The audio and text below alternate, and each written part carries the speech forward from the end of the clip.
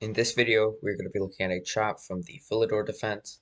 This opening is very popular, especially if you are an e4 player. It starts with e4, e5, knight f3, and d6.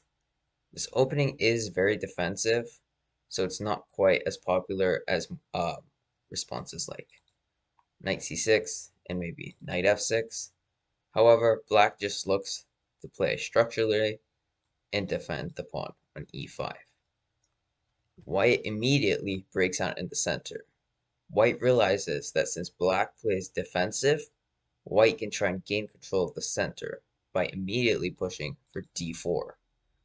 However, in this trap, we see that black chooses to play f5, which looks really weird at first because number one, the pawn on e5 is hanging. However, this move is very tricky and it can result in white losing extremely quickly. White plays bishop to c4. This is a very popular and natural response, simply looking to gain control over the diagonal, which is now being opened. We see e takes d4 and e takes f5. This is also a very popular response, just looking to take here first rather than instantly taking back. We see queen to e7, taking advantage of the now open file, and white plays king to d2. Now this might look pretty unnatural at first. More popular responses you might see queen e2, bishop e2. However, there is one main idea, which is why white played king to d2, and that is to play rook to e1 and skewer black along the e file. However, black prepares a very tricky move with g6. If white falls into the bait with rook to e1, then there is a beautiful combination of moves that results in a nice checkmate. This starts with bishop to h6, king d3, bishop takes f5, king d4, bishop g7, king d5, and c6 is checkmate. So as we saw, white slowly moved their king out into the open until they were checkmated.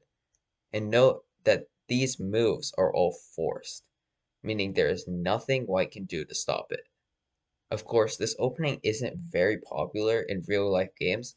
However, if you do see it, make sure to know this trap and make sure you don't fall into it. Let's go back a couple of moves and see what white did wrong. So the first wrong move, which results in the checkmate, is rook to e1. Now this is a very natural move, and it is extremely hard for white to calculate this checkmate with the bishop and the other bishop, all coming in.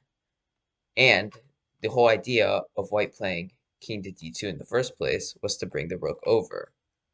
However, this isn't, especially at the highest level, something you should fall for. You should always be sure to calculate.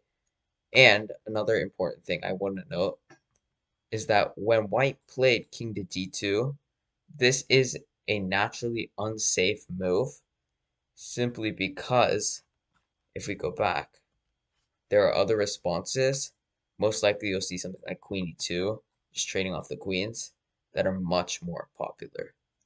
But anyways, since white did fall for the trap here, we saw that the king is forced from d2 to d3, d3 to d4, d4 to d5, and finally black finishes it off with a nice checkmate on c6. I hope you guys enjoyed today's trap. If you did, be sure to drop a like. Don't forget to subscribe. It helps me out a lot. Anyways, thanks for watching.